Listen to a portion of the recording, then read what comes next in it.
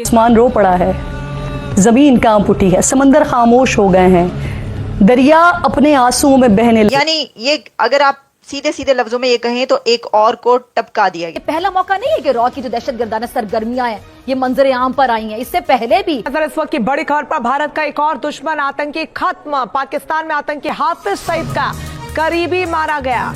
कराची में आतंकी अब्दुल रहमान की हत्या, अज्ञात बंदूकधारियों ने गोली मारकर हत्या कर दी। एक और आतंकी को ठोका गया है जो कि हाफिज सईद का करीबी माना जाता था। लश्कर तैयबा के लिए पैसे की उगाही करता था, यानी कि पैसा इकट्ठा करता था। खास तौर पर जो ऐसे जिहाद से जुड़े हुए जिनको मुजाहिदीन कहा जाता था उनको टपकाया गया। पाकिस्तान में बहुत सारे लोग रॉ ने टारगेट किलिंग उनकी। ये सारा कुछ इंडिया रैंडमली नहीं कर रहा, उसने बहर सूरत आपसे अपना पाउंड ऑफ फ्लैश लेना है और India is this close to that. कुछ लोग आते हैं बाइक पर और इसकी तरफ तमंचा करके इसे ठोक डालते। तस्वीरें सामने आई है पाकिस्तान के कराची में ये घटना हुई। मैंने जब उठकर सोशल मीडिया पर जो कुछ देखा है वो शर्मनाक है, ये इंतहाई शर्मनाक है। आदमी जो है ये हाफिज सईद का रिश्तेदार है, फाइनेंसर है और ये इसको मार दिया अननोन गनमैन ने। इससे पता ये चलता है कि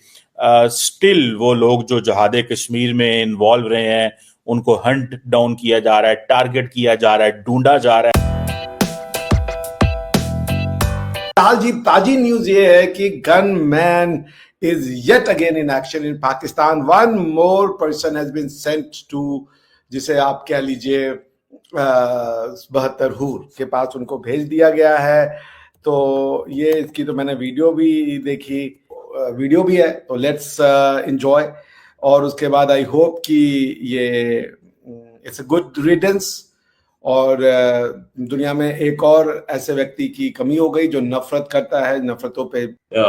अननोन गनमैन ने किया है, नो डाउट अननोन। पहले ये खबर आ रही थी कि ये आदमी एलईडी का है और इस आदमी को, इसका नाम है करी अब्दुल रहमान। अच्छा, इसकी ये भी खबर आ रही थी कारी। हाँ, तो कारी असल में कुछ लोग क्या वो होते हैं जो झाड़ फूक करते हैं, उनको कारी कहते हैं। अच्छा, तो ये कारी अब्दुल रहमान, और ये पता लग रहा था कि लश्कर का आदमी है और ये फंडिंग कराता था। बाद में पता लगा कि ये जो है ये लश्कर का नहीं है, ये जो है ये अहले सुन्नत वल जमात का है। अब ये अहले सुन्नत वल जमात जो है इसको पहले से ही पाकिस्तानी आर्मी का सपोर्ट हुआ करता था एक जमाने में, आज भी है नो डाउट। लेकिन आज क्योंकि पाकिस्तानी आर्मी दूसरी जमातों को ज्यादा फेवर कर रही है और इनको कम कर रही है, इसलिए इनको निपटाया जा रहा है। एक खबर ये भी आ रही है कि ईरान, क्योंकि ये पाकिस्तानी आईएसआई के लिए काम करता था, तो ईरान की इंटेलिजेंस ने भी मरवाया हो सकता है, जिसका मैं बहुत ज्यादा भरोसा नहीं कर रहा। एलईटी का फाइनेंसर है, मैं इस पे भी भरोसा नहीं कर रहा। क्यों नहीं कर रहा मैं इस पे भरोसा? क्योंकि ये जो आदमी है इसको जिस तरीके से मारा गया, अगर आप देखें तो ये खुद अपनी दुकान पे खड़ा है। अगर फाइनेंसर जरा सा भी होता है एलईटी का तो कम से कम 3 नौकर रखे होते। तो एलईटी वाले तो दादा एक नौकर तो था ही, उसको भी मार दिया और बाकी हो सकता है 2 छुट्टी पे गए हो। वो ठीक है, लेकिन खुद भाई एलईटी का फाइनेंसर मतलब जहां पे करोड़ों का गेम है, वहां खुद दुकान पे बैठा भी हो तो आदमी पीछे बैठा होना चाहिए, सामने क्यों होगा? तो वो लॉजिक मेरे को ये ज्यादा दिख रहा है कि जिस तरीके से ये दुकान पे बैठा है, अगर मैं दिखा दूं आपको, तो जिस तरीके से ये आदमी बैठा हुआ दिख रहा है, मुझे नहीं लग रहा कि ये एलईटी के फाइनेंसर का काम है, क्योंकि दुकान भी बहुत छोटी सी है, बड़ी गंदी सी दुकान है। एलईटी का फाइनेंसर जो होता है उसके पास पैसा तो होता है, इसमें कोई शक नहीं है। दुकान पे बैठे, खुद क्यों बैठेगा? एलईटी के फाइनेंसर्स जो होते हैं ना, बड़े बड़े बिजनेस में चल रहे होते, क्योंकि वो करोड़ों में खेलते हैं और करोड़ों का घपला भी करते हैं। और कराची जैसे शहर में बैठ के अगर ये महीने का 1 करोड़ भी एलईटी को दे रहा है तो वो कमाई होगी मोटी।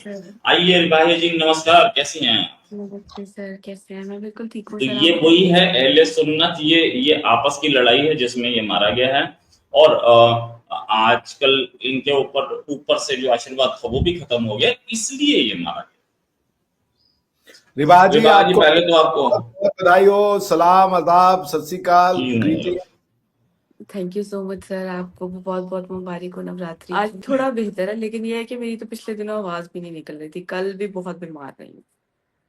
अच्छा जी, तो रिवाज जी ये क्या हो रहा है भाई, ईद के दिन गनमैन, ये कौन सा गनमैन है भाई, एक के बाद एक। सर ये तो आप मेरी बात सुने, ये तो आप रोहित सर से पूछे, पाकिस्तान में गनमैन हो और रोहित सर को खबर ना हो, वो तो इसको बहुत अच्छे से एक्सप्लेन करेंगे, क्योंकि उनको सबसे पहले खबर मिल जाती है, लो पाकिस्तान में कोई गनमैन आया नहीं और सर को पता चला नहीं। कैसी बात है और सर, आप मुझे बताइए क्या करते हैं आप? ये क्वेश्चन जुल्मी बर्बर भारतीय की तरफ से है आपसे, समझ रही हैं आप, नाम देख रही हैं ना मेरा। ओ दादा सर ये क्या किया आपने? नाइस। ये जुल्मी बरोबर भारतीय हैं। अच्छा एक चीज के भाई ये बोल बोल के रेवा मुझे इंटेलिजेंस उठा ले जाएगी अगर ऐसे ही बोल दिया ना कि धन में इंडिया पाकिस्तान पहुंचता और रोहित पहले पता लगा मेरी इंटेलिजेंस उठा के लेगी, तू करता क्या अभी है बड़ा बड़ी कनगन भेज रहा था चारों ओर, ये देखने वाली बात है। और देन ठीक है, आज माहौल बड़ा अच्छा है, ईद जैसा पवित्र दिन है, तो हम लोग बात कर रहे हैं। और क्या रिवाज सारे दिन में किया क्या आपने, ये बताओ। अब आइए भारत की तरफ। भारत से पूछेगा पाकिस्तान जरूर कि मुझको तो खैर दर्द मिला, तुझको क्या मिला। भारत को अपेरेंटली बहुत कुछ मिल सकता है और यही उसके अज़ाइम है। और ये सिर्फ राजनाथ सिंह ही नहीं कहता, सब कह रहे हैं और बड़ी देर से कहते चले आ रहे हैं। आपको एक सोचे समझे प्लान के तहत वेस्टर्न बॉर्डर पर एंगेज किया गया। अब गौर करेंगे तो समझ आएगी ना कि आपकी वहां की एंगेजमेंट, कि आप पहले ही बहुत कमजोर हैं, असलाह के ज़खायर डिप्लीट हो चुके हैं, नई चीजें खरीदने के लिए एक दमड़ी नहीं है जेब में, कोई दोस्त दुश्मन देने को तैयार नहीं, अपने वसाइल जीरो। तो फिर सिटिंग डक कौन हुआ, आप हुए कि कोई और? चुनांचे यहां पर आपको एंगेज रखने में ताहाल इंतहाई कामयाब है वो। अब जब चाहे वो ईस्टर्न बॉर्डर पर थोड़ा सा आपके साथ छेड़खानी करेगा। हमारे दोस्त अमेरिका से जो मदद मांग रहे हैं ना वॉर अगेंस्ट टेरर के नाम पे, वो टेरर इनफैक्ट इंडिया को कह रहे हैं, असल टेरर जो है दिस इज इंडिया। तो याद रखिए, इंडिया अगर टेरर है ना, इससे आपको अमेरिका ने नहीं बचाना, अल्लाह बचा सकता है,